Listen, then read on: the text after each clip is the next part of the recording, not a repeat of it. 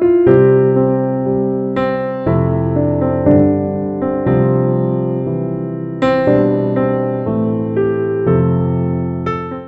அண்மையில் ஒரு high court case வழக்கறிஞர் மணியன் இங்கே வந்திருக்கிறார், அவருக்கு தெரியும். மதுரைக்கு பக்கத்திலே என்று நினைக்கிறேன், தலைவெட்டி முனியப்பன் கோயில் என்று ஒரு கோயில் வழக்கு நடந்தது. சவுண்ட் கூட்டாதீங்க. ஒரு வழக்கு நடந்தது. பௌத்த சங்கத்தை சார்ந்தவர்கள் உள்ளே இருப்பது தலைவெட்டி முனியப்பன் அல்ல, அது புத்தர் என்று வழக்கு தொடுத்தார்கள். மிக நீண்ட காலம் வழக்கு நடந்தது. மிக மிக மிக மிக நீண்ட காலம் வழக்கு நடந்தது. அதன் பிறகு உயர் நீதிமன்றத்துக்கு வருகிற போது நீதி அரசர்கள் இந்த வழக்கை நாமே நேரில் சென்று ஆய்வு செய்து விடுவோமே என்று முடிவு செய்து அந்த கோயிலுக்கு போனார்கள். அவர்கள் அந்த சிலையை நன்கு உற்று நோக்கிய பிறகு தீர்மானமாக அறிவித்தார்கள், அது புத்தருடைய சிலைதான், அதற்கும் முனியப்பனுக்கும் எந்த சம்பந்தமும் இல்லை. தலைவெட்டி என்ற வார்த்தை அங்கு அவசியமற்றது, அந்த முனியப்பன் என்பது அங்கு அல்ல, அது புத்தர் சிலை என்று நீதிபதிகள் தீர்ப்பளித்தார்கள். ஆனால் அறநிலையத்துறையே அதை எதிர்த்து மேலே வழக்கு போட்டிருக்கிறது. அது வேறு விஷயம். நாங்கள் சட்டபூர்வமான அநியாயங்கள் என்று சிலவற்றை வைத்திருப்போம். அவை சட்டபூர்வமான அநியாயங்களை ஒருபோதும் நிறுத்த முடியாது. அது ஒரு பக்கம் வழக்கு நடந்து கொண்டிருக்கிறது. வழக்கு நடந்தால்தானே வழக்கறிஞர்கள் சௌகரியமாக இருக்க முடியும். தீர்ப்பு எழுதினால்தானே நீதிபதிகள் மிக சௌகரியமாக தங்கள் வாழ்க்கையை நடத்த முடியும். அதனால் வழக்கு நடப்பதோ தீர்ப்பு சொல்வதோ அது ஒரு சடங்கு, அது ஒரு சம்பிரதாயம். ஆனால் ஒரு பெரிய கொடுமை, அந்த கோயிலிலே குறைந்தபட்சம் மாதத்தில் ஒரு நாளாவது அதை பௌத்தர்கள் கையில் கொடுத்து விடுங்கள் தற்காலிகமாக என்று தீர்ப்பளித்திருக்கிறார்கள். அது உண்மையில் புத்தர் கோயில்தான், முழுமையாகவே அவரிடத்தில் கொடுக்க வேண்டியதுதான். ஆனாலும் ஒரு நாளாவது இப்போதைக்கு கொடுங்கள் என்று, பௌர்ணமி அன்று மட்டும் கொடுப்பது என்று தீர்மானமாயிற்று. பௌர்ணமி அன்று இரவு அந்த கோயில் பௌத்தர்களிடத்தில் ஒப்படைக்கப்படும். இரவெல்லாம் அவர்கள் தியானம் போன்ற வழிபாட்டு முறைகளை செய்து அதன் பிறகு மறுநாள் அதே நேரத்திலே அந்த திருக்கோயிலை அவர்கள் மீண்டும் இந்த அறநிலையத்துறையிடத்திலே ஒப்படைப்பது என்று ஒரு இடைக்கால ஏற்பாடு ஆகியிருக்கிறது. நான் இதை எதற்கு சொல்லுகிறேன்? அந்த பௌர்ணமி அன்று ஒப்படைப்பதையும் கெடுப்பதற்கு ஒரு சில பேர் காலியே செய்யாமல் கோயிலுக்குள்ளே உட்கார்ந்து கொள்வார்கள். ஏனென்றால் அவர்கள் உள்ளே வர முடியாதல்லவா, வெளியில் இருந்து வந்து அவர்கள் உள்ளே வர முடியாதபடி அந்த கோயில் முழுவதையும் நிரப்பிக்கொண்டு உட்கார்ந்து விடுவார்கள். நாம் வரலாற்றிலே இருக்கிற ஒரு உண்மையை அடாவடித்தனத்தின் மூலம் மாற்ற முடியுமா? ஒரு வரலாற்று உண்மையை அடிச்சாட்டியத்தின் மூலமாக, அடாவடித்தனத்தின் மூலமாக மாற்றுவது என்பது ஒரு மிகப்பெரிய அநியாயம் இல்லையா? உயர் நீதிமன்றத்தின் நீதி அரசர்களே தீர்ப்பு வழங்கியிருக்கிறார்கள் என்றாலும் கூட அதை பின்பற்றுவது இல்லை என்று சில மக்கள் அதில் நடந்து கொண்டிருக்கிறார். அதற்கு காரணம், நம்முடைய மக்களுக்கு என்ன நம்புகிறார்களோ அது உண்மை என்று நினைக்கிறார்களே ஒழிய அதற்கு மேல் அதை ஆழமாக தேடி படிக்கிற அல்லது படித்தவன் பேசுவதை கேட்கிற பொறுமை கூட இன்றைக்கு இல்லை. கொஞ்சம் கவனமாக சில புத்தகங்களை எடுத்து தேடி படித்தால் வரலாற்று உண்மைகளை நம்மாலே புரிந்து கொள்ள முடியும். நான் ஏதோ மதங்களுக்கு இடையில் பிரச்சனையை வளர்க்க வேண்டும் என்பதற்காக சொல்லவில்லை. இந்த நாட்டு வரலாற்றை நன்கு பார்த்தவர்களுக்கு தெரியும், இந்த மண்ணில் ஒரு வழிபாட்டு முறை இருந்தது. சிந்து நதிக்கு இந்த பக்கத்தில் ஒரு வழிபாட்டு முறை இருந்தது. பிறகு வேத கலாச்சாரம் உள்ளே வந்த பிறகு யாக யஜ்ஞங்களும் வேறு வகையான வழிபாடுகளும் அதில் வந்து ஊடுருவுகின்றன. அதுபோது வேறு சில பழக்க வழக்கங்கள் ஏற்பட்ட பிறகு இதை எதிர்த்து கேள்வி கேட்ட தலைவர்களில் மிக முக்கியமானவர் கௌதம புத்தர். அதை நிராகரிக்கிறார், அவர் ஒப்புக்கொள்ள மறுக்கிறார். அவருடைய வலிமை பொருந்திய ஒளிவுடைய அந்த ஆற்றலுக்கு முன்பு யாராலும் நிற்க முடியவில்லை. கௌதம புத்தரை போலவே மகாவீரரும் சில அது போன்ற வேதத்துக்கு மறுப்பான பல கருத்துக்களை பதிவிடுகிறார். இதன் காரணமாக இந்தியாவில் பௌத்தமும் சமணமும் அதிகமாக பரவியது.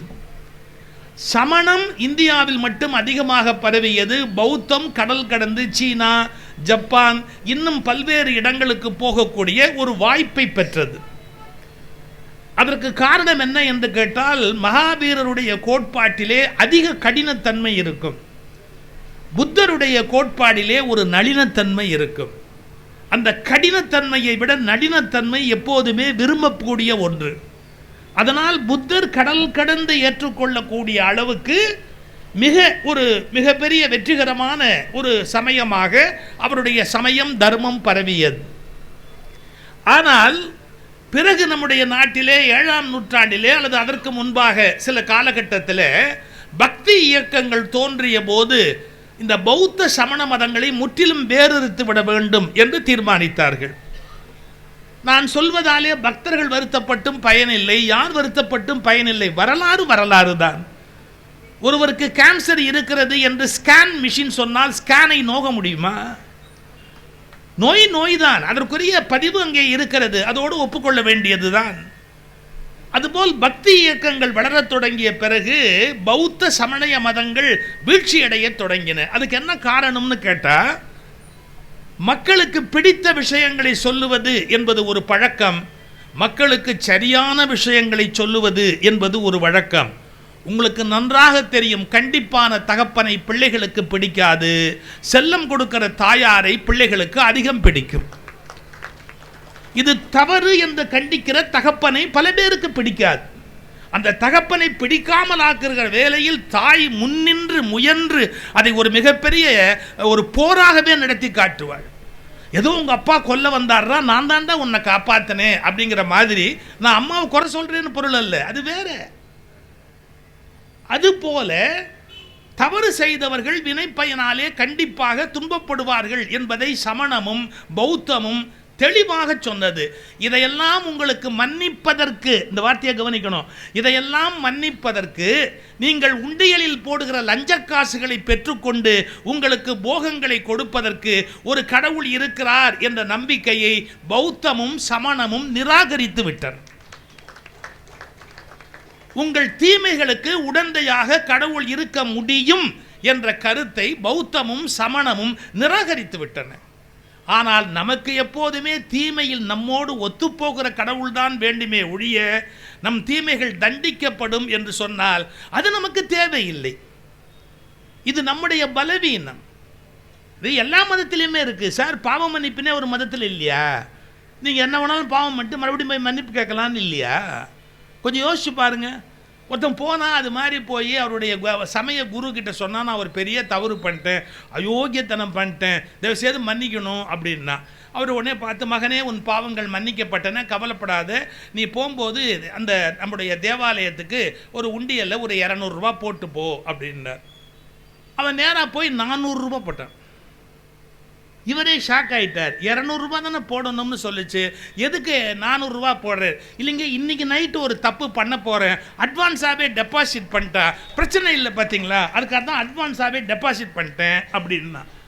நம்மால் தப்பு பண்ணக்கூடாதுன்னு உணர மாட்டான். தப்புக்கு எவ்வளோ காசை வாங்கிட்டு ஆளை விடு அப்படிங்கிறதே அவனுடைய கோட்பாடு. எனக்கு என்ன வருத்தம்னு கேட்டால், நீங்கள் இன்னும் அந்த அடிப்படை, ஈவன் அந்த மதத்தினுடைய தத்துவங்கள்லேயே அது கிடையாதுங்க. நான் அதையும் படித்தவன். சைவ வைணவ சித்தாந்த தத்துவங்களை ஆழமாக நீங்கள் கற்றிருந்தால் உங்கள் பாவங்கள் மன்னிக்கப்படும் என்ற கருத்து தவறானது என்பதை புரிந்து கொள்வீர்கள். அதிலேயே கிடையாது. ஏன் தெரியுங்களா? சைவ சித்தாந்தமே என்ன சொல்லுதுன்னு கேட்டால், உன் பாவத்துக்கான தண்டனைகள் தனியாகவும் உன் புண்ணியங்களுக்கான நன்மைகள் தனியாகவும் தரப்படுமே ஒழிய ஒன்றில் ஒன்றை கழிப்பதற்கு வாய்ப்பில்லை. இந்த கூட்டல் கழித்தல் கணக்கு கிடையாது என்பதுதான் சைவ சித்தாந்தத்திலும் இருக்கிற கோட்பாடு, பிலாசபி.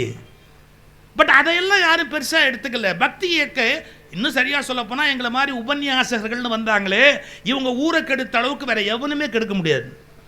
ஏன்னு கேட்டால், எவ்வளவுனா பாவம் பண்ணு, அப்புறமா நீ அதுக்கு காசை கொடு, இதுக்கு காசை கொடு, இந்த யாகத்தை பண்ணு, இந்த யஜ்ஞத்தை பண்ணு, அல்லது அதுக்கு தங்கத்தில் அதை வாங்கி வை, இதை வாங்கி வை, இப்படியே பரிகாரங்கள் சொல்லி சொல்லி தவறுகளை நியாயப்படுத்த தொடங்கினார்.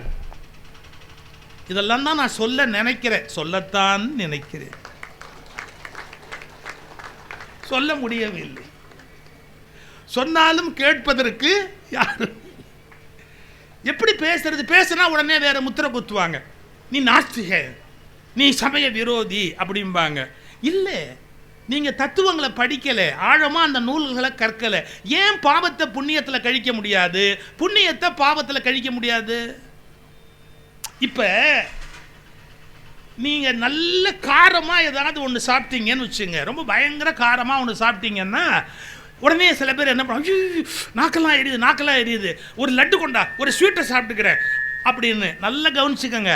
இதை சாப்பிட்டுட்டீங்கன்னா உங்களுக்கு ஏதோ சமாதானம் ஆயிட்ட மாதிரி தெரியும். அதாவது காரத்தை இந்த ஸ்வீட்டு போய் சமப்படுத்திட்டு தான் தெரியும். கிடையவே கிடையாது. காரத்தால் குடல் வெந்து போகிற துன்பமும் உங்களுக்கு உண்டு, இனிப்பால் சர்க்கரை உடம்பில் கூடுகிற துன்பமும் உங்களுக்கு உண்டு.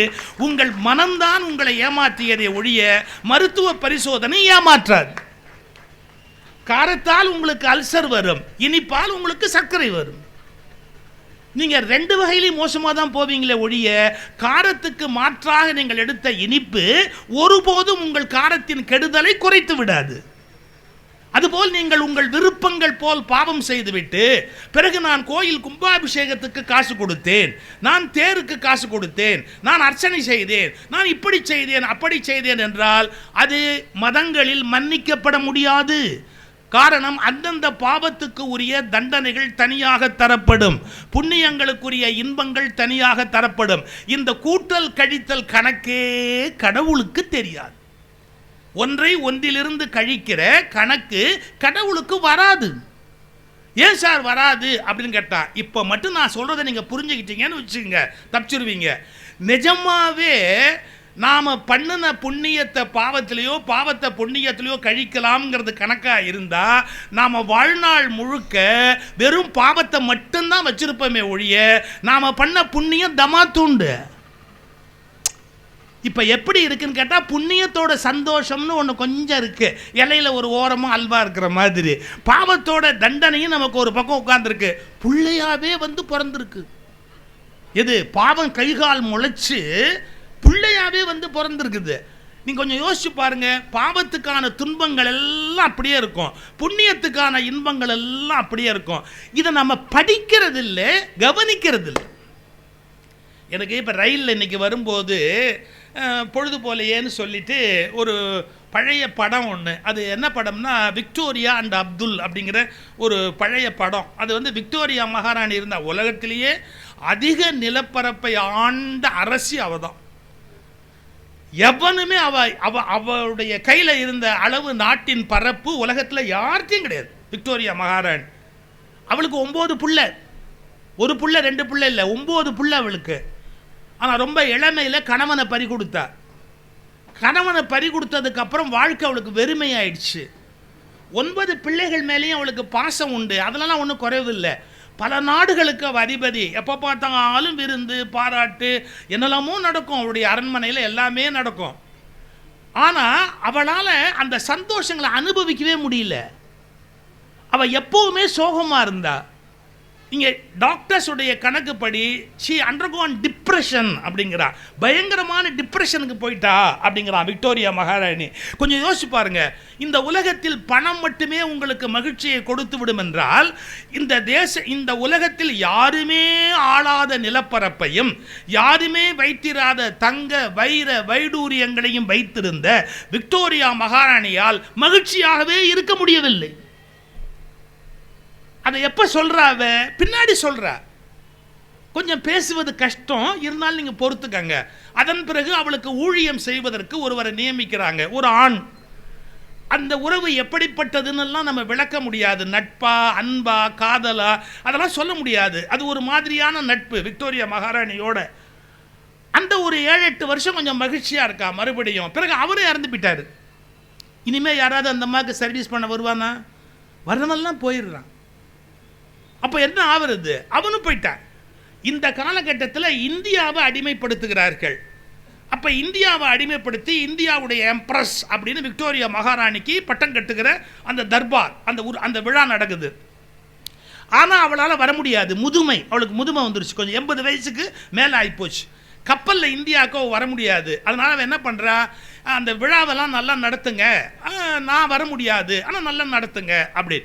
இந்த விழா முடிஞ்ச உடனே இந்தியா சார்பில் ஒரு காயின் வெளியிடுறாங்க. அதாவது விக்டோரியா மகாராணி இந்திய நாட்டினுடைய எம்ப்ரஸ் ஆயிட்டா அப்படிங்கிறது.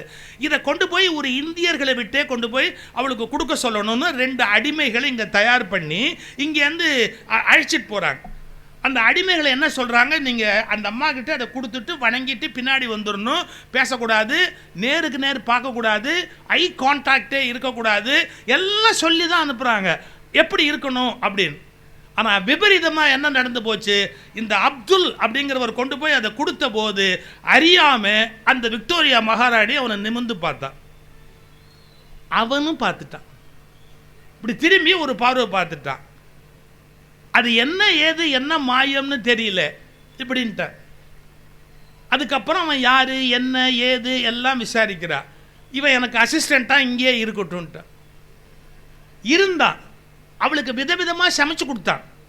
அவளுக்கு வாழ்க்கை வெறுமை. அவங்கிட்ட கண்ணீர் விட்டு எழுதிருக்கிறா, நான் வைத்திருக்கிற அளவு சொத்து உலகத்தில் யாரிடத்திலும் இல்லை, நான் கண்ணீர் வடிக்கிற அளவு இந்த உலகத்தில் கண்ணீர் வடிப்பவர் யாரும் இல்லைங்கிற. இது என்ன கொடுமை? நான் வைத்திருக்கிற அளவு சொத்து இந்த உலகத்தில் யாரிடத்திலும் இல்லை, நான் கண்ணீர் வடிக்கிற அளவுக்கு இந்த உலகத்தில் வேறு யாரும் இல்லை, எப்போதும் நான் தண்டிக்கப்பட்டிருக்கிறேன், 9 பிள்ளைகளுக்கு தாய், பல கோடி மக்களுக்கு மகாராணி, இந்த அரண்மனையில் இல்லாததே இல்லை, ஆனால் ஒன்று இல்லை, என் மனதில் மகிழ்ச்சியே இல்லை. என்ன நம்ம புரிஞ்சுக்கிறது? இந்த அப்துலுடைய ஃப்ரெண்ட்ஷிப் அவளுக்கு கிடைக்குது. அந்த ஃப்ரெண்ட்ஷிப்பை அவள் என்ன பண்ண ஆரம்பிச்சுட்டா, கொண்டாடினா. நீ எனக்கு உருது கற்றுக் கொடு அப்படின்னா அவனோட சேர்ந்து வாக்கிங் போவா. அவள் எங்கே வெளியில் போகிறதா இருந்தாலும் இவர் அழைத்து கொண்டு போவா. உங்களுக்கு தெரியும், ஊர் கிசு கிசு பேசாதா, ஊர் கிசு கிசு பேசாதா, பேசிச்சு.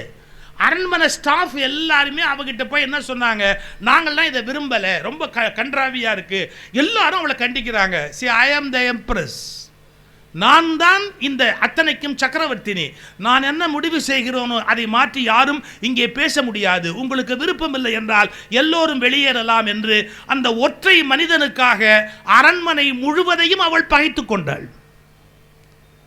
நீங்கள் என்னன்னு சொல்லுவீங்க? நான் அந்த கதையை சொல்கிறது இப்போ என்னுடைய நோக்கம் அல்ல.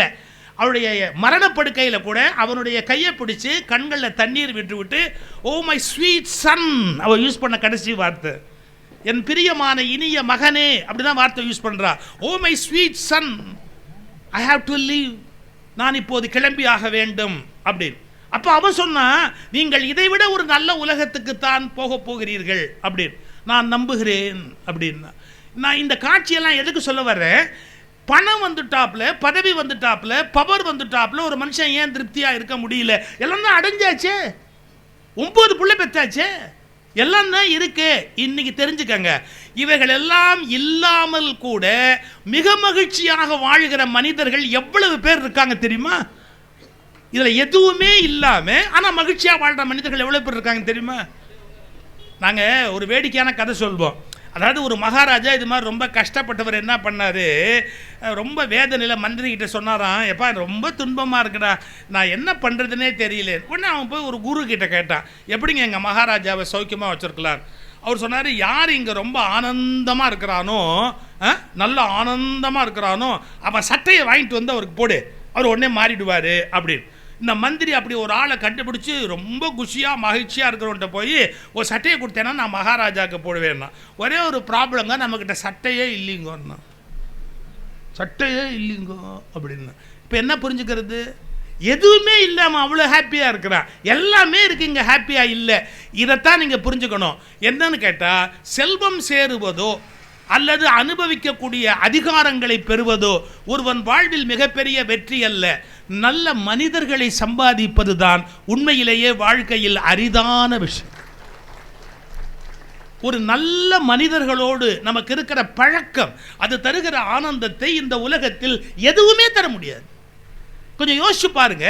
அப்ப நம்ம கணக்கு எப்படி இருக்கு அப்படின்னு கேட்டா, இவையெல்லாம் புண்ணியத்தினால் உங்களுக்கு செல்வமாக வந்தாலும் உங்கள் மனவேதனை என்பது பாவத்தினால் பட வேண்டிய துயரம் தனியாகத்தான் இருக்குமே ஒழிய ஒன்றில் கூட்டவோ கழிக்கவோ முடியவே முடியாது. இதையும் சொல்லணும்னு தான் நினைக்கிறேன். முடியல. எல்லாம் நினச்சிக்கிட்டு இருக்காங்க அதை இதில் கழிச்சு விடலாம். எது இல்லாத பாவம் எல்லாம் பண்ணிட்டு நாம் சாமிக்கு காசு கொடுத்துட்டா கழிக்கலாம்னு நினைக்கிறீங்களே, சுகி சிவத்தை நம்புறவங்களுக்கு சொல்கிறேன், கழிக்க முடியாது, கழிக்க முடியாது, கழிக்கவே முடியாது. அதனால் என்னை உங்களுக்கு பிடிக்க முடியாது, பிடிக்க முடியாது, பிடிக்கவே முடியாது. அதை பற்றி எனக்கு கவலை கிடையாது. உங்களுக்கு எனக்கு பிடிச்சி என்ன, நான் என்ன திருப்பத்தூர் தொகுதியில் நினைக்க போகிறேன்? இல்லை இல்லை, உங்களுக்கு பிடிச்சா என்ன, பிடிக்காட்டி என்ன, சொல்கிறத சொல்லிட்டு போயிட்டே இருக்க வேண்டியது தானே. யாருக்கு என்ன பிடிக்கும்னு கவலைப்படணுமா என்ன? என்ன கூட பல பேர் கமெண்ட் போடுவான், இவன் பேச்சு வியாபாரி அப்படின்பா. பேச்சு வியாபாரி, அட போட, பேச்சு விபச்சாரியே பல பேர் இருக்கிறான். நான் பேச்சு வியாபாரி தானே.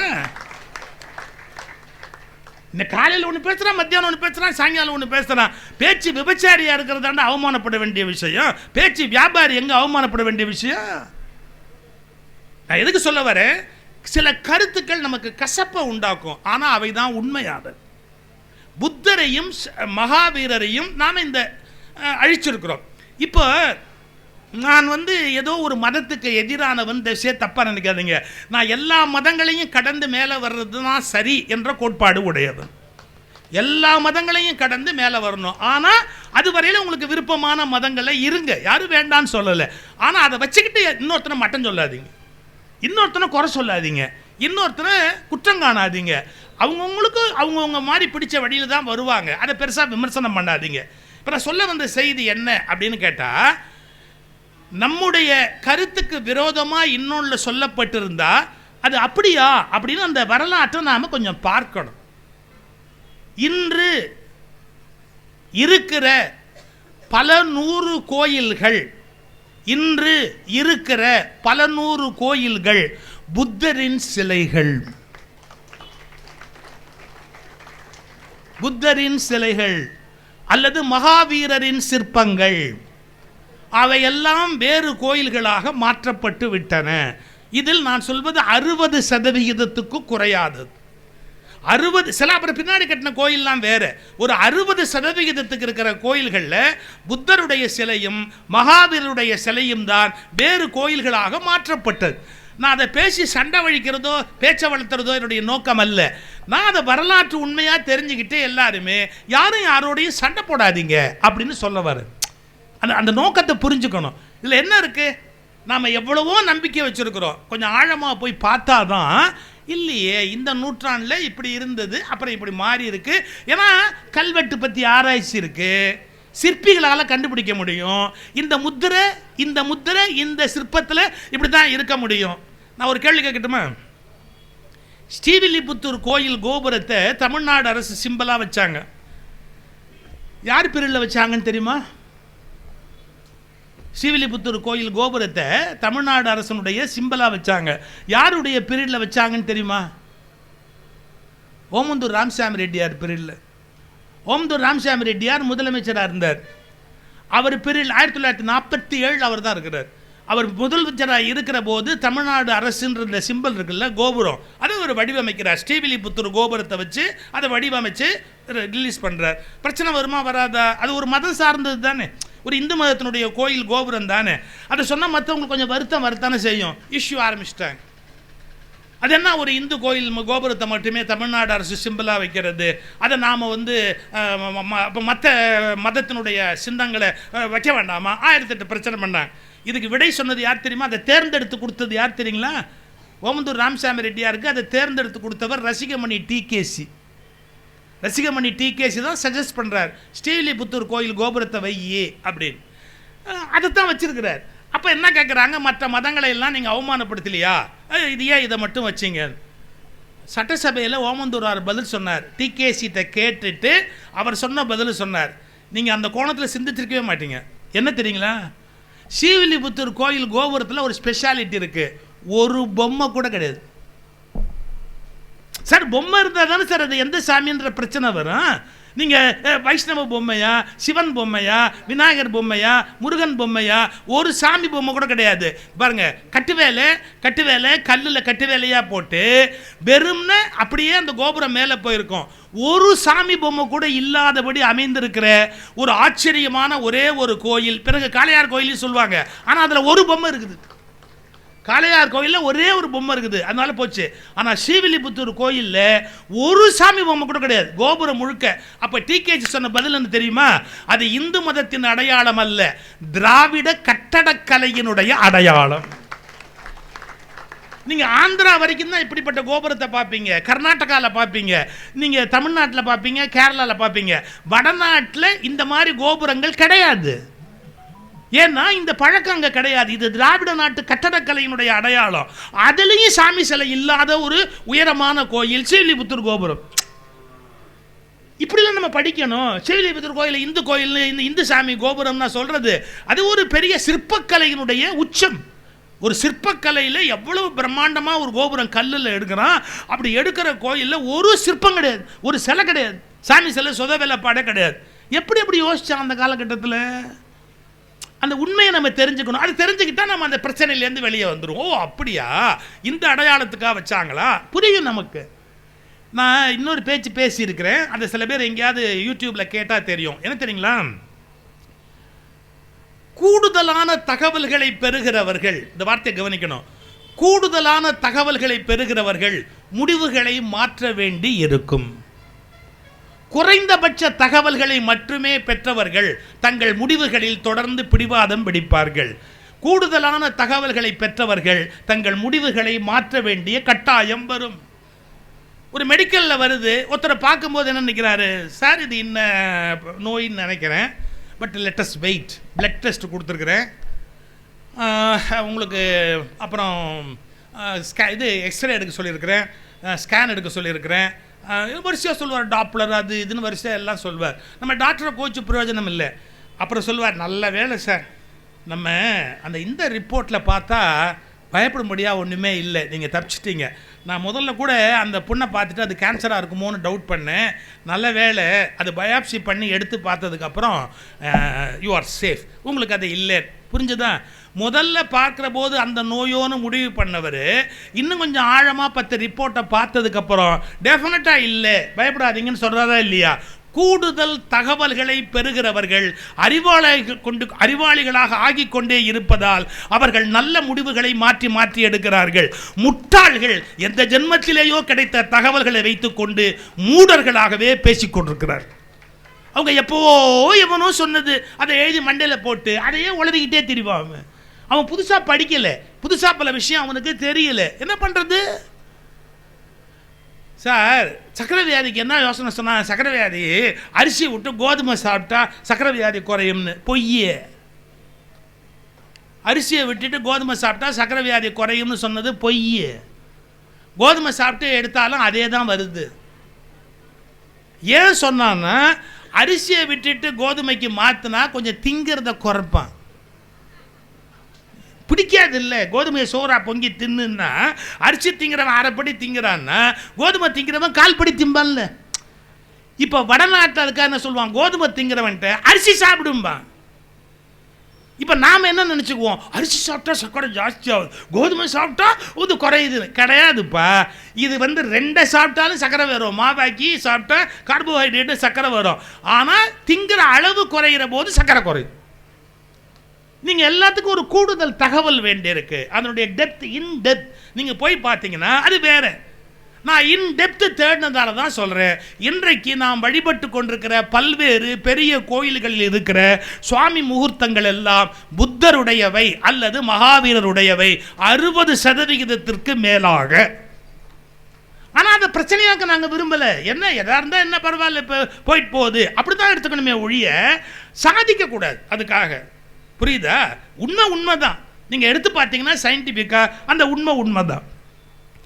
இப்போது ஒரு மேலோட்டமாக பார்த்தா அது ஒரு மாதிரி இருக்கும், கொஞ்சம் ஆழமாக பார்த்தா அதுக்கு உள்ளே இருக்கிற அந்த பொருள்கள் வித்தியாசமாக இருக்கும். இப்போ என்னுடைய யூடியூப்பு இப்போ நான் இன்றைக்கி பேசிட்டேன்ல, நீங்கள் வேணால் பாருங்கள், 30 கம்பெனியாவது என்னுடைய யூடியூப் போடுவாங்க. 30 பேராவது குறைஞ்சபட்சம் நான் பார்க்குறேன். விதவிதமான தலைப்பை போட்டு விதவிதமான இதை போட்டு ஒரு 30 பேராவது யூடியூப்பில் என்னுடைய பேச்சை எடுத்து போடுறாங்க. உங்களுக்கு ஒரு சின்ன ரகசியம் சொல்கிறேன், யூடியூப்பில் உங்களுக்கு வியூ ஜாஸ்தி ஆச்சுன்னா காசு வரும். அவங்க என்னை வச்சு நிறைய பேர் காசு பண்ணுறாங்க. பண்ணட்டும், எனக்கு என்ன ஆட்சேபனை, எனக்கு ஒன்றும் பெரிய நஷ்டம் இல்லை, அவங்களுக்கு என்னால் காசு கிடைக்கதா கிடச்சிட்டு போட்டோம், நான் அதில் கூட தலையிடலை. ஆனால் அவங்க இன்றைக்கி எவ்வளோ கெடுதல் பண்ணுவாங்க தெரியுங்களா? என்ன கெடுதல் பண்ணுவாங்க? அவங்க தம்ப்நெயில்னு மேலே படம் போடுறாங்க பார்த்தீங்களா, அதில் சர்ச்சையான ஒரு நபரோட ஃபோட்டோ போட்டுருவாங்க. அவனுக்கு 4 பேர் வேண்டியவன் இருப்பான்ல, அவன் எல்லாம் நான் நாயே பேயேன்னு திட்டுவான். என் பேச்சில் நான் அதை பேசலை, நான் அந்த ஆளை பற்றிய ரெஃபரன்ஸே சொல்லலை. நான் சொல்கிற அளவுக்கு அந்த ஆள் பெரியவனே இல்லை, நான் சொல்கிற அளவுக்கு அந்த ஆள் பெரியவனே இல்லை, நான் சொல்லவே இல்லை. அவன் போட்டோவை போட்டு நான் என்னமோ அவனை திட்டின மாதிரி ஒரு 100 பேரையாவது எனக்கு எதிரியாக ஆக்குவாங்க. இப்போ கொஞ்சம் யோசிச்சு பாருங்கள், நீங்கள் காசு சம்பாதிக்கிறத பற்றி எனக்கு எந்த யூடியூப் சேனல் மேலேயும் கோபம் இல்லை, ஏன் மரியாதையை கெடுக்கிறீங்களே, நியாயமா சொல்லணும்னு நினைக்கிறேன். அதுக்கு மேலே என்னால் ஒன்றும் சொல்ல முடியும். நீங்கள் நல்லா இருங்க, என்னை நாசமாக்கிட்டு நீங்கள் நல்லா இருக்கலாமா? அதுவும் தலைப்பு போடுவாங்க பாருங்க, கோமவெறி. அது போடும்போது சுகி சிவம் அடித்து கிழித்து தொங்க விட்டார். நான் என்ன கசாப்பு கடையான்னு எடுத்துறேன், அடித்து தொங்க விட்டார். அவங்க போடுற தலைப்பு உங்கள் இஷ்டத்துக்கு தலைப்பு போடுறீங்க, உங்கள் இஷ்டத்துக்கு நீங்கள் பாட்டுக்கு அதில் படம் போடுறீங்க. அதில் ரொம்ப பெரிய பெரிய சிக்கல் வரக்கூடிய விஐபி படம்லாம் போடுறீங்க. எனக்கு லாபத்து, நீங்கள் அதை பற்றி கவலைப்பட மாட்டேங்கிறீங்க. எனக்கு எவ்வளோ கஷ்டம் வருங்கிறத பற்றி, எவ்வளோ வந்திருக்குதுங்கிறத பற்றி நீங்கள் யாருமே கவலைப்படல. யாராவது இது வரைக்கும் இப்படி கேஸ் போட்டிருக்காங்க ஹைகோர்ட்டில், சீஃப் ஜஸ்டிஸ் கோர்ட்டில் என் கேஸ் இருக்குது. என்ன தெரியுங்களா, என் பேச்சை யாருமே யூடியூப்பில் போடக்கூடாது. நான் கேஸ் போட்டிருக்கிறேன், யூடியூப் மேலே கேஸ் போட்டிருக்கிறேன். எங்கே யூடியூப் அந்த கம்பெனி மேலேயே என் பேச்சை யூடியூப்பில் யாருமே போடக்கூடாது அப்படின்னு சீஃப் ஜஸ்டிஸ் கூட சொன்னார். எப்போ அவர் கேட்குறதுல என்னப்பா தப்பு இருக்குது, என்னதை போடாதீங்கிறாரு, நீங்கள் ஒத்துக்க வேண்டியது தானே, என்னதை போடாதீங்கிறாரு, நீங்கள் போடக்கூடாது தானே அப்படின்னு கேட்குறாரு. யூடியூப் சொன்னால் இல்லை இல்லை, அது எங்கள் பாலிசி, நாங்கள் ஃப்ரீ பிளாட்ஃபார்ம், யார் விடுது வேணாலும் உள்ளே கொண்டு வந்து வரலாம் அப்படின்னு சொல்லிட்டு இன்டர்நேஷ்னல் லாயரை கொண்டாந்து வச்சு ஆர்கியூ பண்ணுறான். என்னால் அந்த அளவு செலவு பண்ண முடியுமா? ஒரு இன்டர்நேஷ்னல் லாயரை கூட்டிகிட்டு வந்து நான் மணியன்னு தான் நான் கூப்பிட முடியும். முடிஞ்சால் காசு கொடுக்கலாம், இல்லாட்டி கம்பெனி விழாவில் கழிச்சுக்கணும். சார் நான் எப்படி சார் இன்டர்நேஷ்னல் லாயரை கூப்பிட்டு வருவேன்? தலையில் அடிச்சுக்கிட்டார் சீஃப் ஜஸ்டிஸு.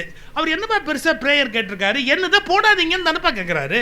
ஒரே ரிக்வஸ்ட்டு தான் இருந்து, என் பேச்சை ஜனங்க கேட்குறாங்க, அது வேறு விஷயம். யூடியூப்பில் போடாதீங்க, ஏன்னா நீங்கள் 2 வார்த்தையை வெட்டி வெட்டி போடுறீங்க, அதில் ஒரு 2 வார்த்தையை வெட்டிட்டு போடுறீங்க. வெட்டிட்டு போட்டால் அர்த்தம் மாறி போயிடும். வெட்டாமல் முழுசாக கேட்டாலே பல பேருக்கு புரிய மாட்டேங்குது. நீங்கள் 2 வார்த்தையை வெட்டிட்டீங்க அப்படின்னா எனக்கு பெரிய பெரிய கெடுதலாக போயிடும். அது ஏதோ இன்றைக்கியாவது இதை கொஞ்சமாவது சொல்லாமேன்னு சொல்லிட்டேன். இல்லைன்னு என்றைக்கு தான் சொல்லாமே இருக்குது, ஒரே அடியாக அதை சொல்லாமல் எவ்வளோ கஷ்டப்படுறது, எவ்வளவு கஷ்டங்களை நான் ஃபேஸ் பண்ண வேண்டியிருக்கு. யாராவது கேஸ் போடுவாங்களா? என்னது யூடியூப்பில் போடாதீங்க, நான் போட்டிருக்கிற கேஸ் போதுமா? ரைட். அப்போது நாம் என்ன பண்ண, ஒரு தார்மீகமான பொறுப்பு இருக்குது. நான் சொல்லாததை நான் சொன்னதாக போடக்கூடாது, நான் சொன்ன அதே மாதிரியான முறையில் தான் போடணும். அதை 2 வார்த்தையை வெட்டி போட்டால் அதனுடைய அர்த்தம் மாறி போயிடும். இப்போ நான் சொல்கிறேன் வச்சுங்க, இந்துக்கள், முஸ்லீம்கள், கிறிஸ்துவர்கள்னு யாரோ 3 பேர்த்தையும் சொல்கிற போது இந்துக்கள் அப்படிங்கிறத மட்டும் எடுத்து வெட்டி ஒட்டி போட்டால் இந்துக்கள் என்ன விரோதியாக நினைப்பாங்களா இல்லையா? நான் அந்த பகுதியினுடைய தவறு சொல்கிறேன், இந்த பகுதியோட தவறு சொல்கிறேன், அதை போடாமல் ஒரே ஒரு நிமிஷம் இதை மட்டும் எடுத்து போட்டால் எனக்கு எவ்வளோ பெரிய கெட்ட பேர் வரும். இதெல்லாம் நம்முடைய ஒவ்வொரு துறையிலுமே ஒரு தர்மம் இருக்குது. அந்த தர்மங்கள்லேருந்து நம்ம ரொம்ப விலகி கீழே போகிறோம். சரியாக சொல்லட்டுமா, அந்த தர்மத்திலேருந்து விலகாதேன்னு சொன்னது தான் புத்தரின் தம்மம். தர்மத்திலேருந்து விலகாது. வாழ்க்கையில் எல்லாத்த விட ரொம்ப முக்கியம் தர்மம், எல்லாத்த விட ரொம்ப முக்கியம் சத்தியம். உண்மைக்கு மேலான கடவுளே உலகத்தில் இல்லை, சத்தியத்துக்கு மேலான ஒரு அணிகலன் உலகத்தில் இல்லை, தர்மத்துக்கு மேலான ஒரு வாழ்க்கை இல்லை. அந்த அறவழி நடத்தல் அப்படிங்கிறதே இன்னைக்கு பெரிய கேள்விக்குறியாக இருக்கு. மாதிரி 100கணக்காக சொல்லிக்கிட்டே போகலாம். சில விஷயங்கள் சொன்னால் பல பேருடைய மனம் வருத்தப்படும். ஆனால் இப்போ நான் சொல்லாமல் இருக்க முடியல, அதான் எனக்கு இருக்கிற சிக்கல். வள்ளற் பெருமானுடைய வழிபாட்டில் ஜோதி வழிபாடு அப்படிங்கிறது எவ்வளோ முக்கியம் உங்களுக்கு தெரியும். தைப்பூசம் வரப்போகுது. உண்மையாகவே அந்த வழிபாட்டை வடலூரில் வள்ளற் பெருமான் அமைச்ச போது என்ன பிரின்சிபிளில் அமைச்சாருங்கிறது தெரியாமையே பின்னால் வந்த பல பேர் அந்த இடத்த கையாண்டுட்டாங்க. நான் இந்த அரசு அந்த அரசுன்னு சொல்ல விரும்பல. ஒரு 100 ஆண்டு காலமாகவே அந்த தப்பு நடந்து போச்சு. அதாவது வள்ளலார் என்ன சொல்கிறாரு அப்படிங்கிற ஐடியாவே தெரியாமல் அதில் போய் கை வச்சுட்டாங்க. பல பேருக்கு அது என்னன்னே தெரியாமே கை வச்சுட்டாங்க. ஆக்சுவலாக தைப்பூசம்னா என்ன தெரியுங்களா?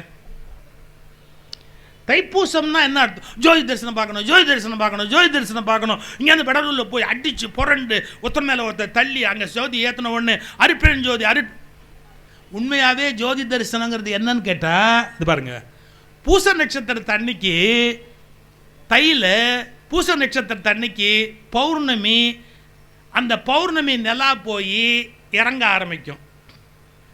அந்த பௌர்ணமி நிலா வானத்தில் இருக்கும்போது சூரியன் உதயமாயிடும். புரியுதா உங்களுக்கு?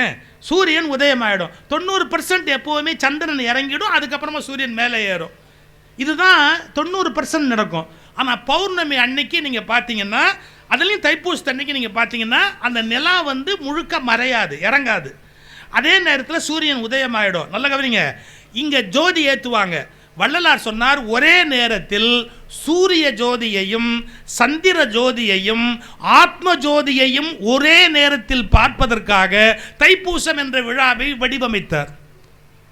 அந்த கான்செப்டே இப்போ செத்து போச்சு. ஏன்? பில்டிங் கட்டிட்டாங்க. எங்க இப்போ நின்று கும்பிடுற இடத்துல பில்டிங் கட்டிட்டாங்க. சூரியனையும் பார்க்க முடியாது, சந்திரனையும் பார்க்க முடியாது, தீப ஏத்துறதை மட்டும்தான் பார்க்க முடியும். அப்போ அந்த அர்த்தத்தை தெரியாதவன் அதில் கை வைக்கலாமா? அது என்னன்னு தெரியாதவங்க அந்த இடத்துல போய் கை வைக்கலாமா? கொஞ்சம் யோசிச்சு பாருங்க. அது கொஞ்சம் லேசா மாற்றணும் அப்படின்னு நம்ம சொன்னா, ஐயோ அருட்பெருஞ்சோதி ஆண்டவருக்கு எதிராக இவர் பேச ஆரம்பிச்சுட்டார். எங்க போய் சொல்றது? உண்மைகளை உங்களுக்கு தெரியல. உனக்கு மட்டும் எப்படி தெரியும்னு கேட்குறீங்களா? ஏதோ ஒன்று சொல்லி தொலைக்குது. அது என்னன்றதை என்னால் சொல்லவே முடியாது. அதனுடைய பழுத்த உண்மை என்ன அப்படிங்கிறது அது ஒரு நேரத்தில் டப்புன்னு அப்படியே வெளியே வரும். எடுத்து போய் ரெஃபர் பண்ணால் கரெக்டாக இருக்கும். ஆஹா, என்ன பர்பஸுக்காக இதை அமைச்சாங்க. அப்படி இருக்கும்போது அந்த கான்செப்டே வீணாக போயிடுச்சு. அவர் ஒரே நேரத்தில் சூரிய ஜோதி, சந்திர ஜோதி, ஆத்ம ஜோதி, இது சூரிய ஜோதி, இது சந்திர ஜோதி, இது ஆத்ம ஜோதி, அங்கேயும் பாரு, இங்கேயும் பாரு, அங்கேயும் பாரு, இங்கேயும் பாரு.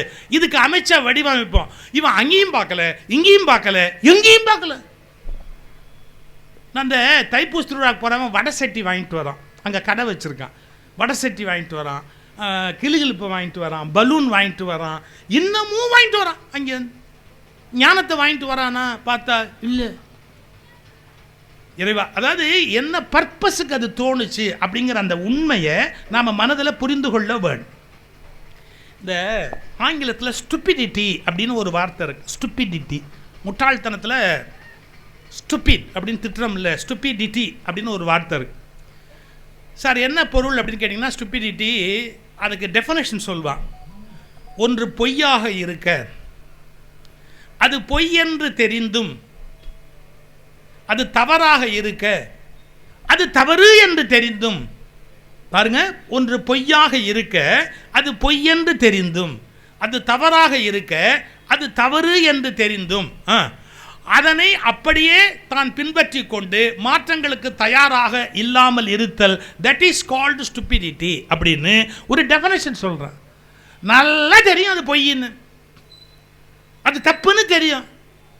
நல்லா தெரிஞ்சு பொய் தப்புன்னு தெரிஞ்சதுக்கு அப்புறமும் அதை எப்படி அக்செப்ட் பண்ணுறது? That is called stupidity. இதுக்கு மேலே போனால் பாருங்க, என்ன ஒரு மனுஷன் ஸ்டூபிடாக இருந்தால் பரவாயில்ல, இப்போ சொசைட்டியே அப்படி ஆயிடுச்சான். அதுக்கு பேர் கலெக்டிவ் ஸ்டூபிடிட்டி. Collective stupidity. ஒரு பெரிய கூட்டமே முட்டாள்தனமாக நடந்தால் யார் அவங்களுக்கு அறிவு சொல்கிறது, யார் அவங்களுக்கு புரிய வைக்கிறது? This is called collective stupidity. கேட்கறதே இல்லை. இது என்ன, இது தவறாச்சே, இதை மாற்ற வேண்டாமா, இதை பற்றி யோசிக்க வேண்டாமா? சின்ன விஷயம்தான் சார், பல விஷயம் நமக்கு புரியாது. சாப்பாடு சாப்பிடும்போது பழம் சாப்பிடக்கூடாது சார். இப்போ நம்ம பழக்கம் என்னென்னா, சாப்பிட்டு 2 வாழைப்பழத்தை உள்ளே தள்ளுறது. எதுக்குன்னா அந்த இடைவெளியெல்லாம் ஃபில்லப் பண்ணுறதுக்கு, அந்த நடுவில் இருக்கிற கேப்பை எல்லாம் அப்படி ஒரு ஃபெவிகால் போடுற மாதிரி அந்த பழம் போய் அப்படி அப்படி அப்படி. இன்றைக்கி சொல்லிட்டு போகிறேன், ஜீரணமாவதற்கு அமிலம் தேவைப்படுகிற உணவையும் அமிலம் தேவைப்படாத உணவையும் ஒன்றாக உண்ணக்கூடாது. பழம் ஜீரணமாகிறதுக்கு ஆசிட் வேண்டாம், வயிற்றில் இருக்கிற ஆசிட் தேவையே இல்லை. ஆனால் நம்ம சாப்பிட்ற மற்ற விஷயங்கள் புரோட்டீன், பருப்பு அதெல்லாம் ஜீரணமாகிறதுக்கு கண்டிப்பாக நம்ம வந்து ஆசிட் வயிற்றுக்குள்ளே இருக்கணும், அசிடிட்டி வேணும். அப்போ என்னன்னு கேட்டால் ஆசிட் செக்ரீஷன் சுரக்குது பார்த்தீங்களா, பழத்தில் சுரந்தா பழத்து மேலே அடித்து பழம் நொதிச்சு போய் புளிச்சு போய் அதன் மூலமாக நமக்கு நோய் தான் வரும். சார் 1000 வருஷமாக நாங்கள் பண்ணலையான்னா 1000 வருஷமாக கலெக்டிவ் ஸ்டூபிடிட்டி. நீங்கள் சயின்ஸை கொஞ்சம் படிக்கணும், சயின்ஸை கொஞ்சம் திங்க் பண்ணணும். அதுக்கு என்ன சொல்கிறான், வாழைப்பழம் சாப்பிடணும்னு ஆசைப்படுறியா 45 நிமிஷம் முன்னாடி சாப்பிடு, இல்லையா சாப்பிட்டு முடிச்சு 45 நிமிஷம் 50 நிமிஷம் கழித்து அப்புறமா சாப்பிடு, ரெண்டையும் ஒன்றா சாப்பிடாது அப்படிங்கிறா. அப்போ அதை சொன்னவன் என்ன மடையண்ணா, எவ்வளவு ரிசர்ச் பண்ணி எவ்வளோ ஆராய்ச்சி பண்ணி அவன் சொல்கிறான், நாம் அதை கேட்குறது இல்லைன்னா. அந்த ஒரு விஷயம் சரியில்லைன்னு தெரிஞ்சா சார், சரியில்லைன்னு உடனே அதை மாற்றிக்கொள்வதற்குரிய தெளிவும் தைரியமும் நமக்கு வரணும். இன்னொரு பார்வை, இது ரொம்ப ரொம்ப ரொம்ப டயலமா, எனக்கு பேசுகிறது ரொம்ப கஷ்டம்தான் உண்மையிலேயே. அதை எடுத்து நான் பேசுகிறதுங்கிறது ரொம்ப கஷ்டம், ஆனாலும் வேறு வழி இல்லை, நான் பேசி ஆகணும். ஏன்னா இப்போ நான் கூட பேசலைன்னா இதை யாருமே பேச மாட்டாங்க, வேறு வழி இல்லை, அதனால் நான் பேசிகிட்டு இருக்கேன். 2 வார்த்தை இருக்குதுங்க, பின்பற்றுதல்னு ஒரு வார்த்தை இருக்குதுங்க, எதிர்த்தல் அப்படின்னு ஒரு வார்த்தை இருக்குதுங்க. இன்னைக்கு என்ன தெரியுங்களா, எதிர்ப்பவர்கள் எதிர்ப்பதாக சொல்லிக் கொண்டு பின்பற்றுகிறார்கள். How dangerous it is. இதை யாராவது சிந்திச்சிருக்குமா இது வரைக்கும்? நான் எதிர்க்கிறேன் அப்படின்னு சொன்னால் அந்த விஷயத்தை நான் வேறு வெளியில் தானே வரணும், அந்த விஷயம் கூடாதுன்னு தானே வெளியே வரணும். நல்ல கவனிங்க, எதிர்ப்பதாக சொல்லுகிறவர்கள் எதிர்க்காமல் அதை பின்பற்றி கொண்டு இருக்கிறார்கள். அது எப்படி எதிர்ப்பாக ஆக முடியும்? சரி எடுத்துட்டோம், போகலாம், எவ்வளோ தூரம் போகலாமா போகலாம். அமெரிக்காவில் ஒரு பிளாக் லேடி ஒரு டிவி ஷோ நடத்துவா, இன்னும் ஒப்ராயது ஒரு பேர் நீங்கள் போய் போட்டு பாருங்கள். ஒரு நல்ல அமெரிக்கா டிவி ஷோஸ் எல்லாம் நடத்துறது. நம்ம ஊரில் அந்த அம்மா ஒன்று நடத்துது, அது பேர் என்ன கிருஷ்ணன், சொல்வதெல்லாம் உண்மை. ஒரே அசிங்கமாக இருக்கும் கதை, கதையெல்லாம் அசிங்கமாக இருக்கும். அந்தம்மா நல்லம்மா, ஆனால் ப்ரோக்ராமில் பார்த்தா மொட்டே அப்படி தான் இருக்கும் எல்லாம். பா எக்ஸ்ட்ரா மேரிட்டல் அஃபேர்ஸ் தான் எல்லாமே டோட்டலாக. சரி ஒழிஞ்சு போகுது. இந்த அம்மாவுடைய இந்த ஷோ இருக்கு இல்லையா, அதோடைய பேசிக் அமெரிக்காவில் ஒரு லேடி ஆரம்பித்தா, அவள் சைக்காட்ரிஸ்ட், அவள் சைக்காலஜிஸ்ட், அவள் பிளாக் லேடி. அவள் நான் ஒரு ப்ரோக்ராம் பார்த்துக்கிட்டு இருக்கிறேன். அவள் என்ன பண்ணுறா அதை பாருங்களேன், ஒரு 15 வயசு பொண்ணை நிறுத்தி வச்சுட்டு கேட்குறா, நீ உன்னை பற்றி ஏகப்பட்ட விஷயம் நான் கலெக்ட் பண்ணியிருக்கேன். அவன் சொல்கிறா, கேளு, நீ ரொம்ப தவறான ஒரு வாழ்க்கை வாழறியாமே, உடம்பை விற்கிறியாமே, எஸ், $50 யார் கூட வேணாலும் நீ வெளியே போறியாமே, எஸ், ஒரு 15 வயசில் இப்படி வாழ்கிற வாழ்க்கை தப்புன்னு உனக்கு தெரியாதா? நாளைக்கு உனக்கு நோய் வரும், உனக்கு கஷ்டம் வரும், உனக்கு சொசைட்டியில் மரியாதை போயிடும், இதை பற்றிலாம் எதுவுமே உனக்கு தெரியாதா? லைஃப் எவ்வளோ வேல்யூபிள், அதை பற்றிலாம் நீ சிந்திக்க மாட்டியா? Yes, I know it. Then why are you doing this? ஏன் இவ்வளோ மட்டமாக நடந்துக்கிற? இது தப்புன்னு உனக்கு தெரியுது, கெடுதல்னு உனக்கு தெரியுது, ஆனால் நீ அதை செய்கிறியே ஏன்? அந்த பொண்ணு ஒரு ரிப்ளை சொன்னா, சார் எங்கள் அம்மாவை எனக்கு பிடிக்காது.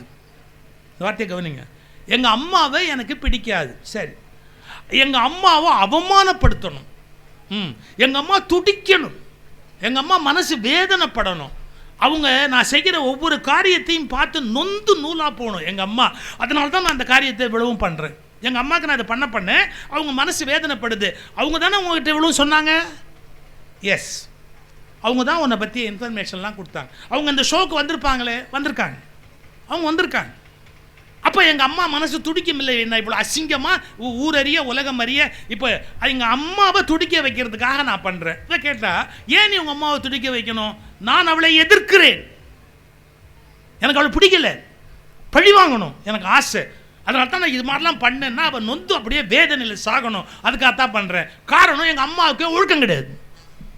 இந்த வார்த்தையை கவனிக்கணும், எங்கள் அம்மாவுக்கு ஒழுக்கம் கிடையாது. ஓகே, உங்கள் அம்மா வர சொல். அவங்க வந்தார். அந்த அம்மா அப்படியே நிறுத்திக்கிட்டு அவளை ஒன்றுமே கேட்கல. இந்த பொண்ணுகிட்ட ஒரு கேள்வி கேட்டா, நீ உங்கள் அம்மாவை எதிர்க்கிறியா ஃபாலோ பண்ணுறியான்னு கேட்டான். இதுதான் சைக்காலஜி. நீ உங்கள் அம்மாவை எதிர்க்கிறியா ஃபாலோ பண்ணுறியா? எதிர்க்கிறேன்னா இல்லையே, அவள் ஒழுக்கம் இல்லாதவன், நீ ஒழுக்கம் இல்லாதவளாக இருக்கிற, நீ அப்போ அவளை ஃபாலோ தான் பண்ணுறிய ஒழிய நீ எங்கே அவளை எதிர்க்கிற?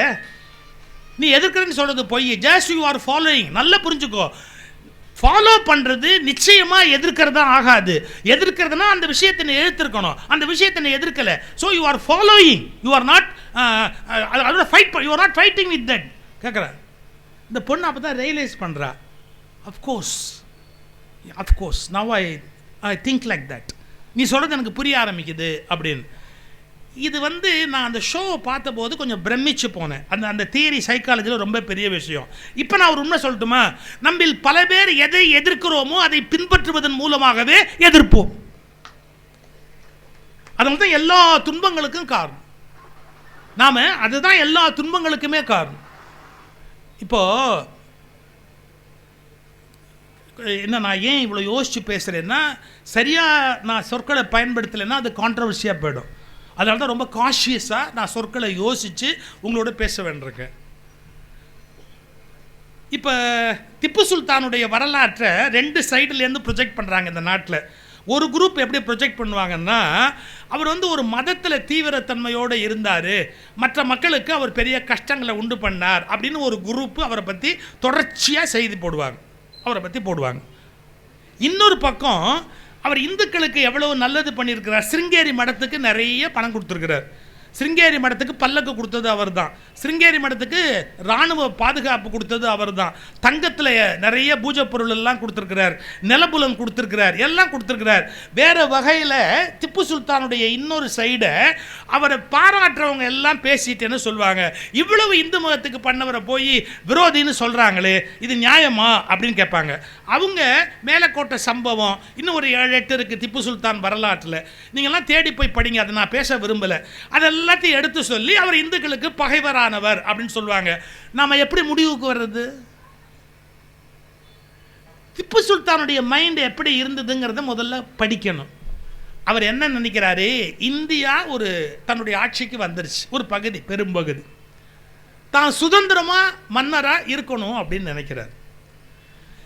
அப்படி மன்னராக அவர் இருக்கணும் அப்படின்னு நினைக்கிற போது முதல்ல அவர் மைண்டில் என்ன தப்பான ஒரு அபிப்பிராயம் செட் ஆகுதுன்னு கேட்டிங்கன்னா, அவர் என்ன நினைக்கிறாரு, இது பாருங்க, தன்னுடைய ஆட்சிக்கு உட்பட்ட நாட்டை காப்பாற்ற வேண்டும் என்றால் நாட்டுப்பற்றும் ஒரே மதமானவர்கள் இருந்துவிட்டால் மதப்பற்றும் நாட்டுப்பற்றும் ஒன்றாகிவிடும், நாட்டை காப்பாற்றுவது சுலபம் அப்படிங்கிற ஒரு கான்செப்டை எடுத்துக்கிறார். ஸோ இதுக்கு யாரெல்லாம் விரோதமாக இருக்கிறாங்களோ அவர்களை பகைவர்களாக நினைக்கிறார். அவருடைய ஆரம்பத்தில் அதுக்கு எல்லாத்துக்கும் எவிடன்ஸ் இருக்குது, ஹிஸ்டரியை மறைக்க முடியாது. நம்ம கடுமையாக நடந்திருக்கிறாரு, சில மரணங்கள், சில இல்லை பல மரணங்கள் நடந்திருக்கு. ஆனால் ஆங்கிலேயர்கள் வந்த பிறகு பளீர்னு அவருக்கு மனசில் உரைக்குது, என்ன, நான் மதமும் நாடும் ஒன்று என்று நினைத்ததால், என் மதத்தில் இல்லாதவர்கள் இருக்க வேண்டிய அவசியம் இல்லை என்று நினைத்ததால், வெள்ளைக்காரர்கள் உள்ளே வந்துவிட்ட பிறகு நான் ஆட்சி செய்ய வேண்டும் என்றால் இங்கிருக்கிற இந்துக்களுடைய அன்பை பெறாமல் என்னால் ஆட்சியை நடத்த முடியாதுன்னு கண்டுபிடிக்கிறார். உடனே என்ன பண்றாரு, சிருங்கேரியோட சமாதானம் பண்றார். அவருக்கு எல்லாம் செஞ்சு கொடுக்குறாரு. இனிமேல் நான் இந்துக்களுக்கு பாதுகாவலனா இருக்கிறேன் அப்படிங்கிறார். பொன்னையும் பொருளையும் வாரி கொடுக்குறார். இப்போ இந்த வரலாற்றை எப்படி படிக்கணும்? ஒரு காலத்தில் இருந்த திப்புவின் வரலாறு, பிறகு அவரிடத்தில் ஏற்பட்ட மாற்றத்தோடு கூடிய வரலாறு. இப்போ என்ன தப்பு பண்ணார் அவர்? மதமும் நாடும், நாட்டுப்பற்று என்பது மதப்பற்றோடு இணைக்கப்பட்டு விட்டால், ஒரே மதம் ஒரே நாடு என்று ஆகிவிட்டால், நல்ல கவனிங்க, ஒரே மதம் ஒரே நாடு என்று ஆகிவிட்டால் அது உண்மையில் வெற்றியை தரும் என்று நம்பினார் திப்பு. ஆனால் அவர் நினைத்தது நடக்கவில்லை. இப்ப திப்புவை கிரிட்டிசைஸ் பண்றாங்க பாருங்க, அவர்களும் அவரை எதிர்ப்பதாக சொல்லிக்கொண்டு ஒரே நாடு ஒரே மதம் என்ற கருத்தை நோக்கித்தான் போய்கொண்டிருக்கிறார்களே ஒழிய அது ஆபத்தில் முடியும் என்கிற தெளிவை பெறவில்லை. நான் யாரையும் ஆதரிக்கிறது இல்லை, எதிர்க்கிறது இல்லை, அனலைஸ் மட்டும் பண்றேன். நான் சொல்றதை புரிஞ்சுக்கிறது கொஞ்சம் கஷ்டம். என்ன தெரியுங்களா, இந்த கான்செப்டே தப்புன்றேன்னா, ஒரு நாட்டில் இருக்கிறவர்கள் ஒரே மதத்தவராக இருக்க முடியாது. அவர்கள் வெவ்வேறு மதத்தவராக இருப்பார்கள். நாட்டுப்பற்று என்பதையும் மதப்பற்று என்பதையும் குழப்பாதீர்கள். மதப்பற்று என்பது அவனுடைய தனிப்பட்ட விஷயம், நாட்டுப்பற்று என்பது பொதுவான விஷயம். இரண்டுக்கும் இடையில் இருக்கிற வேறுபாட்டை திப்பு குழப்பியதால் பெரிய துன்பத்துக்கு உள்ளானார். அதிலிருந்து பிறகு அவரால் மீள முடியவில்லை. பிறகு மீண்டார். அதன் பிறகு இந்துக்களோடு தோழமை பூண்டார். பிரயோஜனம் இல்லை. பிறகு திப்பு கொல்லப்பட்டார். நீங்க திப்புவோட வீழ்ச்சியை படிச்சிட்டீங்கன்னா என்ன புரிஞ்சுக்குவீங்க? மதத்தையும் நாட்டையும் ஒன்றாக ஒருங்கிணைக்க நினைக்கிறவர்கள் ஒருபோதும் வெற்றி பெற முடியாது. அதன் மூலம் மிகப்பெரிய தோல்வி அடைவார்கள். அது நாட்டுக்கு நல்லது அல்ல என்ற தெளிவை இந்த காலகட்டத்திலும் நான் தெளிவுபட சொல்லத்தான் நினைக்கிறேன். அது ஆபத்தானது. அது நாட்டின் வளர்ச்சிக்கு நல்லது அல்ல. ஒருபோதும் ஒரு மதமுடைய நாடாக ஒரு நாடு மாற முடியாது. அப்படி மாறுவதால் எந்த விதமான முன்னேற்றத்தையும் சந்திக்க முடியாது. நீங்கள் விவரம் இல்லாமல் பேசிக் கொண்டிருக்கிறீர்கள். ஒரு மதம் ஒரு நாடு, நேபாளம் இந்து நாடு பெரிதாக வளர்ந்து விட்டதா? பாகிஸ்தான் இஸ்லாமிய நாடு பெரிதாக வளர்ந்து விட்டதா? பங்களாதேஷ் இஸ்லாம் நாடாக மாறிவிட்டது. போர் இல்லாமல் அமைதி இல்லாமல் இருக்கிறதா? நீங்க வளைகுடா நாடுகள் உண்மையிலேயே இஸ்லாமிய நாடுகள் தான். ஆனா மன்னராட்சி தான் இருக்கிறதே ஒழிய மக்களாட்சியின் சுவடு இருக்கிறதா? அது எந்த மதம் சார்ந்த நாடாக மாறினாலும் சரி, அந்த மதம் சார்ந்த நாடுகள் மக்களாட்சியை ஒப்புக்கொள்வதில்லை. இப்பவும் பாகிஸ்தான்ல யார் சார் பவர்ஃபுல்? பேருக்கு ஒரு ஜனாதிபதி, பேருக்கு ஒரு பிரைம் மினிஸ்டர், பேருக்கு ஒரு சுப்ரீம் கோர்ட் ஜட்ஜு, எல்லாம் முனீர். எப்படி நியாயம் அது? ஒரு ராணுவ தளபதி கிட்ட ஃபுல் பவர் போயிருக்குதுன்னா எவ்வளவு பெரிய அக்கிரமம் அது. இதுதான் நான் பயப்படுறேன். என்ன பயப்படுறேன்? இந்த நாடு அப்படி ஒரு மதம் சார்ந்த ஒரு சர்வாதிகார நாடாக மாறும் என்றால் அது இந்திய வரலாற்றில் மிகப்பெரிய வீழ்ச்சியை ஏற்படுத்தும். அதனால் இது எல்லா மதங்களையும் சமமாய் கருதுகிற இந்திய அரசமைப்பு சட்டம் சொல்லுகிற மதச்சார்பற்ற நாடாக மட்டுமே இருக்க வேண்டும் என்பதை நான் மரணமடைகிற வரை சொல்லிக் கொண்டிருக்கிறேன். அதிலிருந்து நான் பின்வாங்க மாட்டேன். நான் அதற்கு தயாராக இருக்கிறேன். இது மதச்சார்பற்ற ஒரு நாடாகத்தான் இருக்க வேண்டுமே ஒழிய ஒருபோதும் ஒரு மதம் சார்ந்த நாடாக இது மாறக்கூடாது. இங்கு அரசு மதம் என்று ஒரு மதம் இருக்கக்கூடாது. அதில் ஐ எம் வெரி கிளியர். நான் சொல்ற லெவல்ல இதை யார் புரிஞ்சுக்குவா, யார் என்னை எதிர்ப்பா எனக்கு தெரியாது. ஆனா ஆழமா யோசிக்கணும். எதிர்ப்பதாக சொல்லிக்கொண்டு பின்பற்றினா என்ன ஆவறது? இந்த விபத்தை நம்ம செய்யக்கூடாது. ஏன் அதையும் உடைச்சு சொல்லிட்டுமா? நாம் அப்படி போகிற போது இஸ்லாமிய நாடுகள் நம்மோடு ஒத்துழைக்காது, யூரோப் கிறிஸ்துவ நாடுகள் நம்மோடு ஒத்துழைக்காது, இந்தியா தனிமைப்படுத்தப்படும். நீங்கள் 10 வருஷம் கழிச்சு என்னென்ன இப்போ அமெரிக்கா நம்மளை கை வச்ச போது நம்ம எல்லாம் சமாளிக்கிறோம். ஆனால் எவ்வளோ கஷ்டப்படுறோம் தெரியுமா? ஸோ எல்லா நாடுகளுடைய பகையை சம்பாரிச்சுக்கிட்டு நாம் எங்கள் ஆட்சி பண்ண முடியாது. நான் யார் மேலே இருக்கிற வெறுப்பில் சொல்லலை, நாட்டின் மீது உள்ள அன்பால் மட்டும்தான் இந்த கருத்துக்களை நான் பதிவு செய்கிறேன், சொல்லத்தான் நினைக்கிறேன். இதன் விளைவுகள் என்ன வேண்டுமானாலும் இருக்கலாம், என்னால் சொல்லாமல் இருக்க முடியவில்லை. நீங்கள் ஒவ்வொரு கோணத்தில் அதை யோசித்து கொண்டே போனால், இப்போ நீங்கள்லாம் சுதந்திர தினம் கொண்டாடுறீங்களா? சுதந்திர தினம் நீங்களாம் சுதந்திரமானவங்களா? நீங்களாம் சுதந்திரமானவங்க? லேட்டாக வீட்டுக்கு போனால் தெரியும். சார், சுதந்திரத்தோட இலக்கணம் என்ன தெரியுங்களா? நான் அடிமையாக இல்லை என்பது மட்டும் சுதந்திரம் அல்ல, யாரையும் எனக்கு அடிமையாக நினைக்க மாட்டேன் என்பதுதான் உண்மையான சுதந்திரத்தின் அடையாளம். இன்னைக்கு ஒவ்வொருத்தரும் இன்னும் 2 பேரை அடிமையாக தனக்கு ஆக்கணுங்கிறதுல எவ்வளவு ஆசையாக இருக்காங்க தெரியுங்களா? அவமானப்படுத்துறது, அவங்கள கேவலப்படுத்துறது, அவங்கள தன்னுடைய அடிமைகளாக ஆக்குவது. இன்னும் பல வீடுகள் எப்படின்னா, கணவன் சாப்பிட்டுட்டு தான் மனைவி சாப்பிடணும். ஏன் முன்னாடி சாப்பிட்டா என்ன? முன்னாடி அவங்க சாப்பிட்டா என்ன? உடல் நலத்துக்கு நல்லது. அவங்க காத்திருக்கணுமா என்ன? நமக்கு கொஞ்சம் லேட் ஆகும், யாரோ வருவாங்க பார்க்கறதுக்கு, ஆண்களுக்கு லேட் ஆகும். அம்மா நீ முதல்ல சாப்பிடுன்னா, சுஷோ இல்லை அவர் சாப்பிடாம நான் சாப்பிட மாட்டேன். தவறு அது. நம்ம ஒரு மறைமுகமாக மனைவி அடிமையாக வச்சுருக்கிறோன்னு அர்த்தம். அவங்களுக்குரிய சுதந்திரம். அதே மாதிரி போனால் ஹோட்டலில் சில பேர் எல்லாருக்கும் சேர்த்து அவன் ஆர்டர் பண்ணுவான். யார் நீ? ஆஷ்துரையோட மாமாவை வச்சான். உனக்கு என்ன வேணுமோ நீ சாப்பிடுப்பான்னு சார். எல்லாருக்கும் இட்லி கொண்டா. அவனை அப்படியே சுட ஆசை வாஞ்சி சுட்ட மாதிரி பேரை நினைப்பான். இவனை அப்படியே சுட்டா என்ன அப்படியே. ஹோட்டலுக்கு போகிறோமா எப்போ அவங்கவுங்களுக்கு என்ன வேணுமோ ஆர்டர் பண்ணிக்கோங்கப்பா. ஏன்னா அவங்க ஹோட்டலுக்கு வர்றது இந்த வீட்டு சாப்பாட்டிலேருந்து கொஞ்சம் தப்பிச்சு ஏதாவது ஆசையாக சாப்பிட்லாம் அப்படின்னு. சில பேர் போர்டெல்லாம் படிக்க சொல்லி இந்த மெனு கார்டுன்னு ஒரு சிலபஸ் கொடுப்பான். அந்த சிலபஸையும் ஃபுல்லாக படிக்க சொல்லிட்டு கடைசியாக 2 இட்லி. இது என்ன அக்கிரமம் இல்லை? எல்லாருக்கும் அது வேற, எல்லாருக்கும் சேர்த்து அப்படின்னு. இது மாதிரி ஒரு அக்கிரமம் உலகத்தில் ஒன்றுமே கிடையாது. அவங்களுக்கு என்ன வேணுமோ அவங்க வாங்கிக்கிட்டோம், அவங்களுக்கு என்ன பிடிதோ அவங்க சாப்பிட்டோம், அவங்களுக்கு என்ன விரும்புதோ. சில ஹஸ்பண்டு இந்த புடவை கட்டினது எனக்கு பிடிக்கல, நீ வேறு கலரில் கட்டு. ஏன் அவங்க பிடிச்ச புடவை அவங்க கட்டிட்டு போகிறாங்க.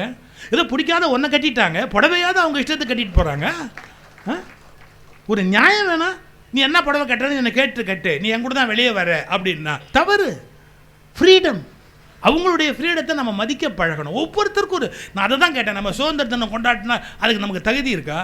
நாம் பல விஷயங்களுக்கு அடிமைகள், பல விஷயங்களுக்கு அடிமைகள். ஒரு சின்ன உதாரணம் சொல்கிறேன். ஒருத்தர் கார் ஓட்டிகிட்டு போகிறார். எவ்வளோ 50 கிலோமீட்டர் வேகத்தில் கார் ஓட்டு போகிறார். லல்லான்னு பாடிக்கிட்டு அப்படி அருமையாக அப்படி கார் ஓட்டிக்கிட்டு. ஏதோ ஒரு படத்தில் அப்போ சிவாஜி கணேசெல்லாம் பாடிக்கிட்டு வருவாங்க காரை ஓட்டிக்கிட்டு. அந்த மாதிரி அந்த காரை அப்படி ஓட்டிக்கிட்டு ஜாலியாக ஒரு பாட்டுக்கு எல்லாம். இந்த 50 கிலோமீட்டரில் அவர் போகும்போது பின்னாலேருந்து ஒருத்தன் ஹார்ன் அடிக்கிறான். என்னடா இது பின்னாலேருந்து தொந்தரவு பண்ணுறான் அப்படின்னு இவர் கோவப்படுறாரு கொஞ்சம். அதுக்குள்ளே அவன் என்ன பண்ணான், டக்குன்னு அப்படி ஓவர்டேக் பண்ணிட்டான். அப்படி ஓவர்டேக் பண்ணும்போது இவனை அப்படி கை காமிச்சு, நீ எல்லாம் எதுக்கிட்ட வண்டி ஓட்டுற, போய் தொலைய வேண்டியது தானே, சாவர நேரத்தில் உனக்கு எதுக்கிட்ட வண்டி என்னமோ பேசுகிறான். கண்ணாடிக்கு அந்த பக்கம் கேட்க கூட கேட்காது. ஆனால் நம்மளால் அதெல்லாம் கண்ணாடியை தாண்டி இவனே வரவு வச்சுக்குவான். அவன் என்னென்ன சொன்னான் அப்படிங்கிறத. இந்த இந்தி படத்தை பார்க்குறவன் டைலாக் தானே எழுதிக்கிற மாதிரி அவன் டைலாக் என்னங்கிறதையும் இவனே எழுதிக்குவான். என்னென்ன திட்டுறான் அப்படின்னு எழுதிக்குவான். எல்லாம் மனசில் அவன் எழுதிக்கிட்டு அவனை இப்படியே பார்த்தான். இந்த பாருங்கள், அவன் 60 இப்படி போனான் பாருங்கள், நம்மால் உடனே டக்குன்னு ஆக்சிலேட்டர் அமுக்கலாம். இந்த பாருங்கள், அவனை தாண்டி அப்படியே போயிட்டு போட எருமை, நான் ஓட்டுற மாதிரி ஒரு நாள் ஓட்ட முடியுமா அப்படிங்கிற எண்ணத்தில் அவனை அப்படி ஒரு பார்வை பார்த்துட்டு ஓட்டினான். அவன் 70 போனான், இவன் 80 போனான்.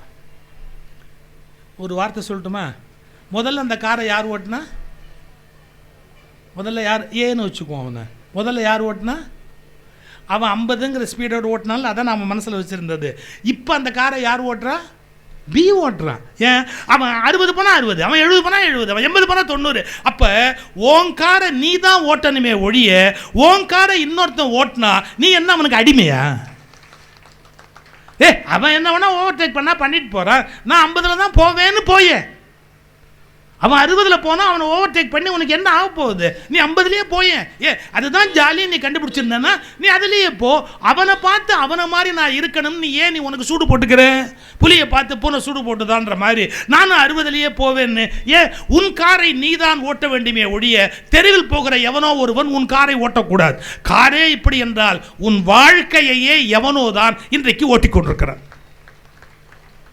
ட்ரெஸ் பண்ணுறது ஒரு நடிகையை பார்த்து, ட்ரெஸ் பண்ணுறது ஒரு நடிகனை பார்த்து, அப்புறம் சாப்பிட்றது டிவியில் வர விளம்பரத்தை பார்த்து, எல்லாமே அடுத்தவனை பார்த்து காப்பி அடித்து நம்ம எப்படி சுதந்திரமானவன் நம்மளை சொல்லிக்க முடியும்? நம்மில் பலர் அடிமைகள் சார். யூடியூப்லேயோ வாட்ஸ்அப்லேயோ வந்துட்டால் அது உண்மைன்னு நம்புகிறோம் சார். இதை விட முட்டாள்தன உலகத்தில் ஒன்று இருக்க முடியுமா? எவ்வளவு பொய்யான விஷயங்கள் அதில் வந்துருக்கு தெரியுமா? அதில் வந்துட்டு ஒரு காலத்தில் அச்சில் வந்துட்டாலே உண்மைன்னு நம்பினாங்க, அச்சில் பத்திரிகையில் வந்துட்டாலே உண்மைன்னு நம்பினாங்க. அது அச்சில் பொய் வருது. அதே மாதிரி இப்போது இந்த மீடியாவிலையும் ஏகப்பட்ட பொய். நம்ம கொஞ்சம் யோசிக்கணுமா இல்லையா? அப்போ நம்முடைய இயல்பு பாருங்க, எப்படியோ நம்ம மற்றவனுக்கு அடிமையாக இருக்கிறோம். அடிமையாக இருக்கக்கூடாது. சுதந்திரம் என்பது கொடியை குத்திக் கொள்வது அல்ல, இனிப்பை வழங்குவது மட்டுமல்ல, வாழ்க்கையில் இன்னொருவருடைய எண்ணங்களுக்கு கூட நாம் அடிமையாகாமல் இருப்பது, இன்னொருவரையும் நாம் வாழ்க்கையில் நம்முடைய எண்ணங்களுக்கு அடிமையாக்காமல் இருப்பது. எண்ணங்களை வேண்டுமானால் தேர்ந்தெடுத்துக் கொள்ளலாம், ஆனால் இன்னொருவர் நம் மீது அதை திணிக்குவதற்கு நாம் அனுமதிக்க கூடாது. இதெல்லாம் கஷ்டமாக தான் இருக்கும், ஆனால் நீங்கள் யோசிச்சு தான் ஆகணும். வாழ்க்கையில் படிப்படியாக நம்ம சிந்திச்சு மேலே வருவதற்கு இதெல்லாம் யோசிச்சு தான் ஆகணும். நிறைய நம்முடைய நம்பிக்கைகள், நான் எல்லாத்தையும் பேசினா பகை தான் வளருது. நான் யாரோடையும் பகை வளர்த்துக்கிறதுக்காக நான் வரல. யாரோ ஒருத்தர் குறை சொல்லி அவங்கள சமூகத்திலேருந்து பிரித்து எனக்கு என்ன ஆக போகுது இல்லை. நான் என்ன சொல்ல வரேன்னா, எப்படி எல்லாரும் சேர்ந்து வாழ்கிறது. யாரையும் நசுக்காதீங்க, யாரையும் கொடுமைப்படுத்தாதீங்க, யாரையும் முட்டாளாக ஆக்காதீங்க. ஏற்றுக்கொள்ளுங்க, அடுத்தவங்கள ஏற்றுக்கொள்வதற்கு பழகுங்க, அடுத்தவங்களுடைய சிந்தனைகளுக்கு மரியாதை கொடுத்து கொஞ்சம் கேளுங்க. அப்புறம் அந்த சயின்ஸ் படி சரி தப்பு அப்படிங்கிற அந்த முடிவுக்கு வருகிற நல்ல முயற்சிகளுக்கு வாங்க. இது கொஞ்சம் சிரமமாக இருக்கும், ஆனாலும் நம்ம யோசிக்க வேண்டிய பல்வேறு விஷயங்களில் ஒன்று.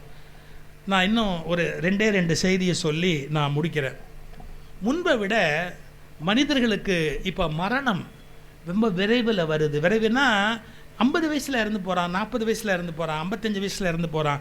அது என்னமோ இந்த கொரோனா ஊசி போட்டதால் அதெல்லாம் ஒரு பக்கம் இருக்கலாம், ஏதோ ஒன்று இருக்கலாம், பிளட்டு கிளாட் ஆகுதோ என்னமோ. ஆனால் அதை விட முக்கியம் என்ன தெரியுங்களா, அன்பானவர்கள் அவனுக்கு இல்லை. அன்பானவர்கள் அவனுக்கு இல்லை. ஏன்னா எல்லாத்த விட முக்கியமே என்னன்னு கேட்டிங்கன்னா, இன்னொருவரோடு நம்ம அன்பாக இருக்கிறது தான். ஒரு பொண்ணு பித்தளை கடையில் அலாவுதீன் அற்புத விளக்கு மாதிரி ஒன்று அவளுக்கு எதேச்சியாக கிடச்சிது. அப்படி தேய்ச்சா பூதம் வந்துடுச்சு. கதை தான். இப்படி தேய்ச்ச உடனே பூதம் வந்துடுச்சு. அந்த பூதம் உடனே கேட்டது, உத்தரவிடுங்கள், என்ன வேண்டும் அப்படின்னு கேட்டு. அவளுக்கு ரொம்ப நாளாக என்ன வருத்தம், புருஷன் நம்மக்கிட்ட அன்பாக இல்லை அப்படி. இது எல்லா பெண்ணுக்குமே இருக்கும். ஏன்னா எந்த புருஷனும் மனைவிட்ட அன்பாக இல்லை. உண்மையை சொல்லித்தானே ஆகணும். ஏதோ சந்தர்ப்பம் சூழ்நிலை மாட்டிக்கிட்டோம் அப்படின்னு தான் பல பேர் வண்டியை ஓட்டுறாங்க ஒழிய, அப்படியே இல்லைன்னா இதெல்லாம் போய் சொல்லி என்ன போகுது. இத்தனை வயசுக்கு அப்புறம் நாங்கள்லாம் ஏன் மீட்டிங்க்கு வரோம்.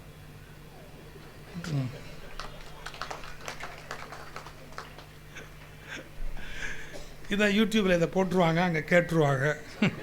சொன்னால் கேட்குறீங்களாப்பா, எங்களுக்கு தானேப்பா பெரிய இம்சை. சரி, அவள் இப்படி தேய்ச்சால பூதம் வந்துச்சு. அவள் ஒன்று சொன்னா, எனக்கு ஒரே ஒரு வரம்மா, ஒன்று தான் வேணும். என்னம்மா, என்ன வேணும்? காலையில் எப்போ கண் முழிச்சாலும் என் புருஷன் என் முகத்தில் தான் முழிக்கும், என் கூடவே தான் இருக்கும். என்னை மடியிலே உட்காந்து வச்சு, மடியில் உட்கார்றாப்பில் இருக்கணும். என்னை மடியில் தான் எப்போ உட்காந்து வச்சு. என்னை பிரிஞ்சிட்டா அவர் நர்வஸாக ஆகிடணும். என்னை பிரிஞ்சிட்டா அவர் அப்படியே தவிக்கணும். ஐயோ பார்க்கலைன்னு அப்படியே தவிக்கணும். அவர் எப்போவுமே என்னை தடவி கொடுக்கணும். அந்த பூதம் எப்படி பார்த்து இவ்வளோதானே, எஸ் ஜெய் பூபா அப்படின்னு அவளை ஒரு செல்ஃபோனாக மாற்றுச்சு. அவள் கேட்டா, ஏன் என்ன செல்ஃபோன் ஆக்கணும்? இதுதான் நீ சொல்கிற எல்லாத்துக்குமே வரும்.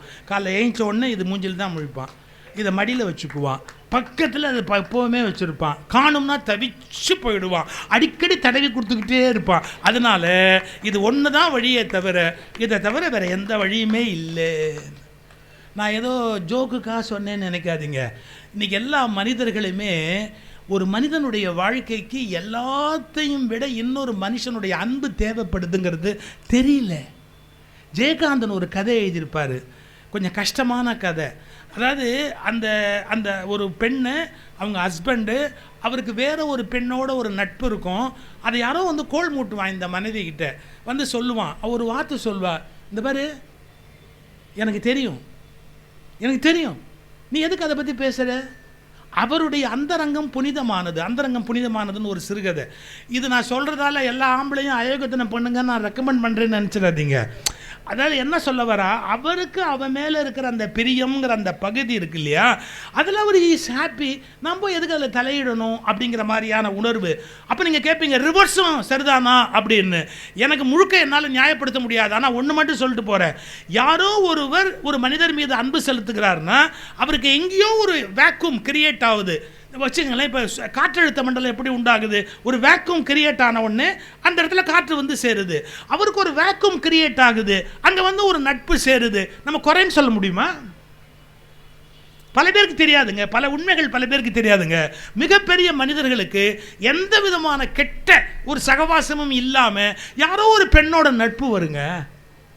அதை புரிஞ்சுக்காம பல பேர் வீட்டில் பெரிய பிரச்சனை பண்ணுவாங்க. அவளோட நீங்கள் அவளை என்ன அவளோட, அப்படி இல்லை, கம்பேனியன்னு பேர். கம்பேனியன், நான் பேர் சொல்ல முடியாது, நான் சொல்லிட்டேனே தலைப்பே சொல்லத்தான் நினைக்கிறேன்னு. ஒருத்தர் பேர் நான் சொல்லவே முடியாது, எனக்கு ரொம்ப மரியாதைக்குரிய ஒருத்தர். அவர் என்ன பண்ணுவார், அவரோட வயதான காலத்தில் ஒரு பெண்மணி, அந்த பெண்மணி வருவாங்க போவாங்க, அந்த அம்மா வந்து சிரிக்கி பேசிக்கிட்டு இருப்பார். வீட்டில் எல்லாம் கேட்டான், அது என்ன இது, அவள் வந்து அம்மட்டு நீ இழிக்க பேசுகிற, டேய் இந்த வயசுக்கு மேலே என்ன தப்பாக நினைக்கிறீங்களாடா அப்படின்னா. ஏன் நினைக்காம என்ன பண்ணுறது, அது வேறு ஒன்றும் கிடையாது. அந்த அந்த அந்த அம்மா வந்து அவர் ஏன் மகிழ்ச்சியாக பேசுகிறாருன்னா, இவருக்கு சங்கீத ஞானம் உண்டு. அவரை உட்காந்து சுற்றி இருந்த எவனுக்கும் சூனியம். அந்த சங்கீதத்தை பற்றி அவர் பேசணும் அப்படின்னா, இது ஏதோ இந்த சிவகுமார் சுகாசினி என்ன கதை அது, சிந்து பைரவி. எல்லா வீட்லேயும் ஒரு சிந்து பைரவி உண்டு, எல்லா வீட்லேயும் ஒரு முதல் மரியாதை உண்டு. ரொம்ப ஒன்றே உன் லைஃப்பில் உண்டான ஆராய்ச்சியெல்லாம் பண்ணாதீங்க, அதெல்லாம் அனாவசியமான விஷயம். ஆனால் என்னென்ன, please respect Sindhu Bhairavi, please accept முதல் மரியாதை. ஏன் நீங்கள் சட்டங்களின் வழி உரிமை கொண்டாடுகிற சில பிள்ளைங்க, நான் தான் எங்கள் அப்பா, இவர் சொத்து முழுக்க எனக்கும்பா. நீங்கள் உண்மையாக சொல்லட்டுமா, ஏவனோ தெருவில் போகிறவன் அவனுக்கு செய்கிற தொண்டில் இவன் 10ல் 1 பங்கு செய்ய மாட்டான். சார் அன்றைக்கி ஆஸ்பத்திரி போகணுன்னு சொன்னீங்களே சார், ஆஸ்பத்திரி போனீங்களா சார் வந்து கேட்பான். இல்லைடா ராஜா, ஆஸ்பத்திரிக்கு யாருமே என்னை கூட்டிகிட்டு போகல.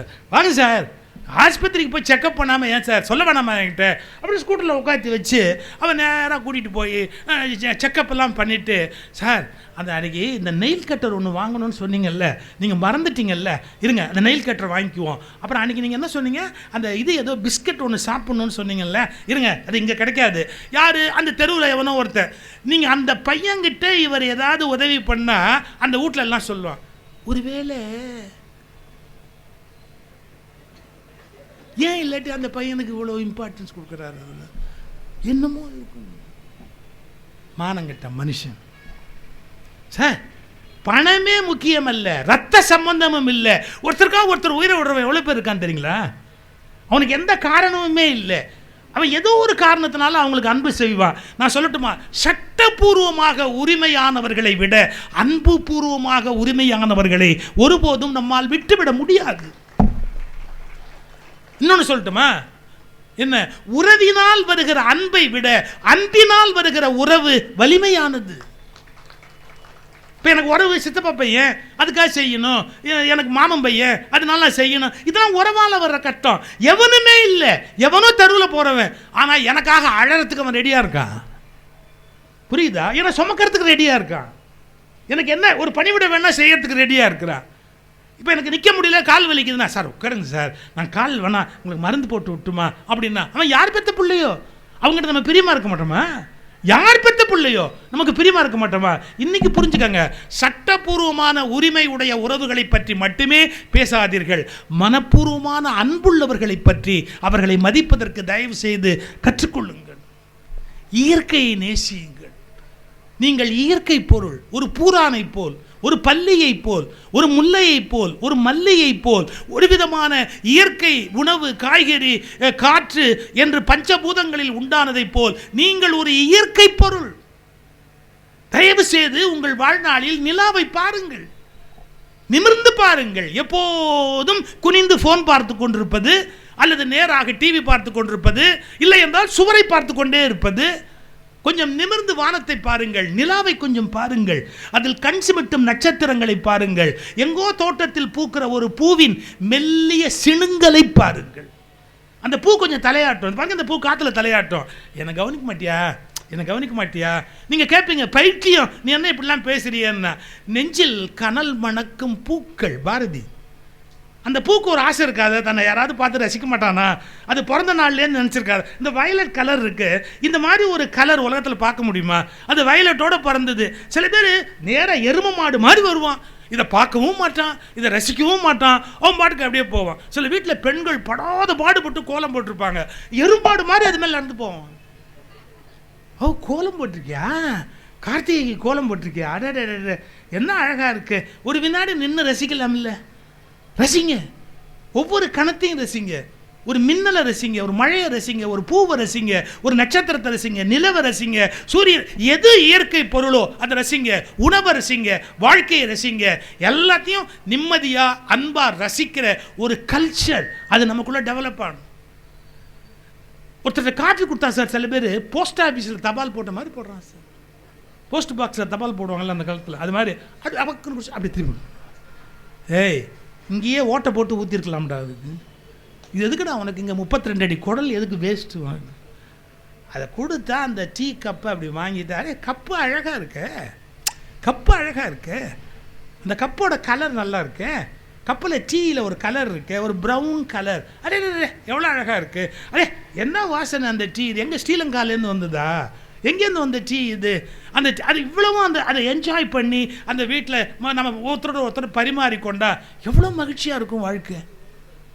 நிறைய சொல்லலாம்னு நினைக்கிறேன், பார்ப்போம்.